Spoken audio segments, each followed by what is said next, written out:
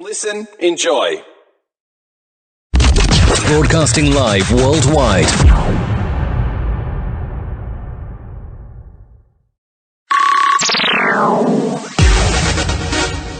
Thank you for tuning in to Talkline Network Radio, America's longest-running Jewish broadcast network, the voice of the Jewish community. You're listening to Talkline with Zev Brenner, America's premier Jewish broadcast on the air since 1981. Welcome back to the program. I'm Zev Brenner. Always a treat, always a privilege to have with us Harvard Law Professor Emeritus Alen Dershowitz. So welcome back to the show. Thank you for joining us. Well, thank you. Yesterday was a momentous day, and I think the vast majority of people are misunderstanding what happened yesterday and what's happening today. Yesterday was a one-day event. A group of thugs invaded the Capitol. They should be prosecuted. They did the wrong thing. They violated the law. They acted outside the Constitution, and they lost. They'll be prosecuted. The vote went against them. The president said there'll be a peaceful transition. That was yesterday. Today, we have seen great, great dangers to our Constitution with Majority Leader Schumer and Speaker of the House Nancy Pelosi trying to break the Constitution, trying to destroy the Constitution. They're trying to destroy the First Amendment, freedom of speech. They're trying to destroy the 25th Amendment, which limits removal of the president to mental or physical incapacity. They're trying to destroy the protection provided by the criteria for impeachment. They are doing far, far more damage to the Constitution than the thugs did yesterday. So my focus is on protecting the Constitution from Schumer, Pelosi, and others than on protecting the Capitol from thugs who were arrested and should be prosecuted. Now, they're saying the president is guilty of treason. Did he say anything at the rally that would in any way indicate that he's going against the United States, the Constitution, telling people to violate?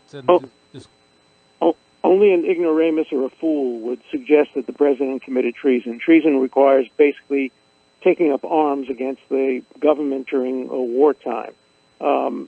It's so absurd, but it's so dangerous to try to destroy the Constitution based on a one-day event.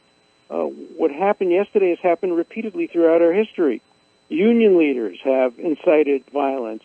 Anti-war professors incited violence. I represented one of them. They named Bruce Franklin, who called for students to take over the computation center at Stanford, and all the people on the left supported that. Black Panthers, others involved in speeches that incited violence. Our Constitution is too important to be compromised by political opportunists. President Trump is leaving office. People can agree or disagree with his 4 years. That's up to politics. I'm not taking a position on that. I'm here to defend the Constitution against Democrats, against the left, against Schumer and Pelosi, and against those who unconstitutionally impeached him. I had the honor of defending the president against his removal on the Senate, and I have to tell you, if they try to impeach him or remove him under the 25th Amendment, I'd be there again defending not only him, but defending the United States Constitution against those who would tear it down. So let me be very clear. Pelosi and Schumer are far more dangerous to the Constitution than the thugs who broke into the Capitol yesterday. Now that the Democrats are in power, is this going to be the trend for the next 4 years at least? I'm going to fight it as hard as I fought it when Republicans were in power. I don't consider partisan politics. I fight against it. I think that President-elect Biden so far has made terrific choices for his cabinet appointments. Merrick Garland is a wonderful choice. I think his choice for Secretary of State, Secretary of Treasury, all seem like they're very good choices. They're moderates, they're centrists, they're not Pelosi, and they're not Schumer. And if the Democrats keep trying to destroy the Constitution, and leadership is doing that, they're going to have to contend with centrist liberals like me and others. We're not going to stand for it, even though I'm a Democrat and a liberal Democrat. I'm not going to let the Democrats or liberals, people who call themselves liberals, destroy our Constitution. maybe I'm not listening properly, but are there other liberal voices such as yourself out there that are saying, hey, let's cool it, let's not blow this up into what it's not? I'm hearing you, but where are the other liberals? They're whispering to me. They're calling me on the phone and thanking me, as usual, for what I'm saying in public, but they don't have the courage to stand up because, Trump is so unpopular, and what he did was so unpopular that people are terrified to stand up and say anything that's construed as in any way supportive of Trump. But I'm not afraid, and I'm going to continue to defend the First Amendment and the Constitution as I have for my 60 years in public life. I'm not going to stop now because we have a president that many of my friends and colleagues don't like. I've gotten emails today from close friends, people I've known for 20 years, attacking me because I'm insufficiently vocal about what happened on the Capitol. Yeah, I condemn what happened on the Capitol. I condemn those who did it. But I condemn those who would destroy our Constitution because they know better. They're smarter, and they're better educated, and they're trying to destroy the Constitution for partisan purposes. And I will not remain silent in the face of that. Now, one thing I don't understand was the president correct in addressing the crowd yesterday? And the second part of the question is that there was a group of hooligans that broke in, and they should be prosecuted. The majority of the people there were not that. Why are they making a bigger deal of that than, let's say, Black Lives Matters, where they have a big rally and some of them do damage and looting? Why is there a double standard? We should have a single standard for everybody. I think that there were two kinds of crimes, maybe more, committed yesterday. Trespassing, which is not a terribly serious crime, but trespassing, people who just walked onto the Capitol without permission, and then a much more serious crime, those who occupied offices, those who destroyed property. And then, of course, there was the policeman. We don't know the circumstances, but the video I saw was very disturbing about the woman who was shot and killed. She didn't seem to be posing the kind of immediate physical danger to life that would justify shooting her in a lethal manner and causing her death. So I think all of those have to be investigated. But the idea of holding public figures responsible for their speeches is so violative of the First Amendment. I wrote a letter that I bought some years ago at the Argosy bookstore in New York. It's a letter handwritten by Thomas Jefferson on the eve of the 25th anniversary of the Declaration of Independence. It was written the evening of July 3rd, 1801, when the president was just beginning his service in office. And he was asked his opinion about whether the Constitution permits punishing a public figure who made a speech that may have resulted in violence. And he wrote a very strong letter, which I have hanging on my wall, and I wrote a book about it called Finding Jefferson, in which he says, no, you don't punish the speaker. You punish the actor. You punish the person who acted. And as long as we're ready to punish the first physical acts, we shouldn't be going after the speakers, because that violates the core of our freedom of speech and freedom of expression. And I believe that today as Thomas Jefferson believed it 220 years ago. But did the president's speech yesterday incite violence? Was he encouraging violence? They're making it seem First that of all, incitement is a very technical term. Incitement requires that you directly call for the criminal act to be committed. He didn't do that. Would I have made the speech he made? No, I wouldn't have made the speech he made. And that's a political issue. And one can decide who to vote for, who to vote against, what party to be a member of, based on things like that. But I'm an expert on the Constitution. I'm an expert on the First Amendment. And it was completely within the protection of the First Amendment. No constitutional scholar who is unbiased will tell you that he violated the Supreme Court's rules in Brandenburg versus Ohio and other Supreme Court decisions which define the limits of freedom of speech. No, what he did was well within the protection of the First Amendment. And what the senators, many of whom I disagree with, said on the floor of the Senate, and the members of the House, many of whom I disagree with, they too were protected not only by the First Amendment but by the speech and debate clause of the Constitution itself. So, we shouldn't be putting blame on people. I'll give you an analogy. You all remember when a magazine in France, Charlie Hebdo, ran cartoons of Muhammad, knowing full well that it might provoke violence, and it did, and the violence came to them. The magazine editors were killed. And some people said it was the fault of the magazine. No, the magazine was acting within its free speech rights. It was the fault of the murderers, the terrorists, the killers. And the other thing we shouldn't do is elevate what happened yesterday in the Capitol. We shouldn't use words like sedition or treason. It was a riot. It was violent. It was bad enough. But it wasn't anything like sedition or a coup or an attempt to overthrow the government.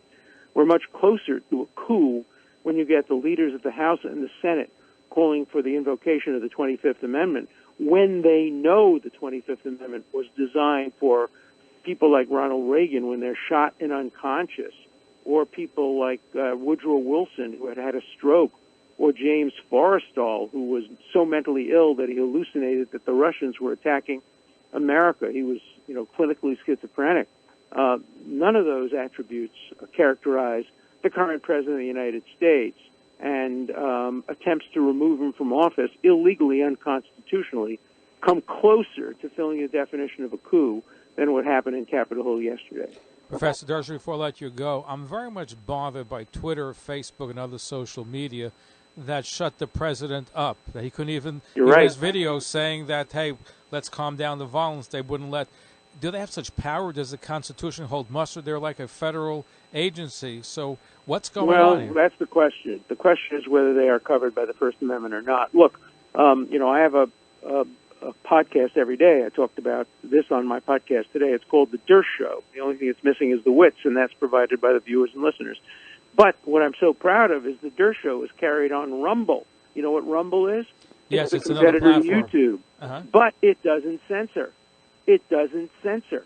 It doesn't have standards and policies that say this is good, this is bad, this will censor, this we don't. That's why I went on Rumble, because I don't believe that they are within their rights under Federal Statute 230, which gives them exemption and immunity, if they act like publishers rather than platforms. So I am very, very critical of the way the social media have dealt generally with controversial speech, and particularly by banning the tweets of the President of the United States. When he announced today that there will be a peaceful transition and his term is ending, which were very important announcements, he couldn't announce them on Twitter in his own name. He had to announce them through somebody else. That's how bad this kind of censorship has gotten. So what can we do about it? Because it's not just him. I know plenty of people that had posts taken off, but there was nothing offensive because the censors decided that they wouldn't allow it. We have to start developing alternate platforms that don't censor. That's why I'm a big supporter of Rumble and others that don't censor. Also, there are going to be hearings in front of Congress. I will probably testify about whether or not you can impose conditions or constraints on platforms as before they get the benefit of not being able to be sued. They shouldn't be able to both have immunity from lawsuits and at the same time be able to pick and choose what they put on their platforms. That's just not consistent with the spirit of the First Amendment. But right now they can get away with it unless there's some new regulations or rules. Is that what I'm hearing? That the only there are going recourse to be is some competition? lawsuits. In my podcast, I purposely and deliberately had Joel Pollack on because YouTube said they would not allow any videotapes to go up if anybody said that the election was unfair or stolen. And I don't personally believe that, but Joel Pollack does. He wrote a book about it. So I had him on my show, and I had him deliberately violate the standards of YouTube. And I issued a challenge to YouTube.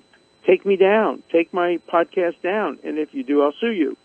But they didn't take me down, so I have no opportunity to sue them. But I think people should sue if their content is taken down selectively. And it is selective because they don't take down all false statements, only ones they disagree with.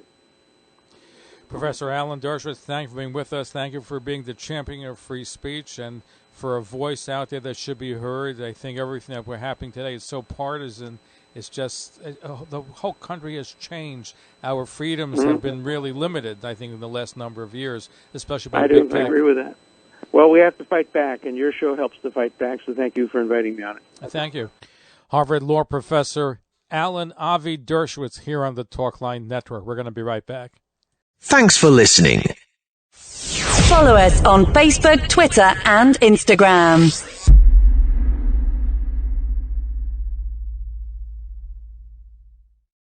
Please become a fan of Talk Line with Zev Brenner on Facebook, LinkedIn, Google+, and YouTube. On Twitter at Talkline Network. If you have an Android phone, please download our free app in the Google Store. For iPhones, download the Jewish Radio app. Of course, tune in 24 hours a day at TalklineCommunications.com for non-stop Jewish broadcasting.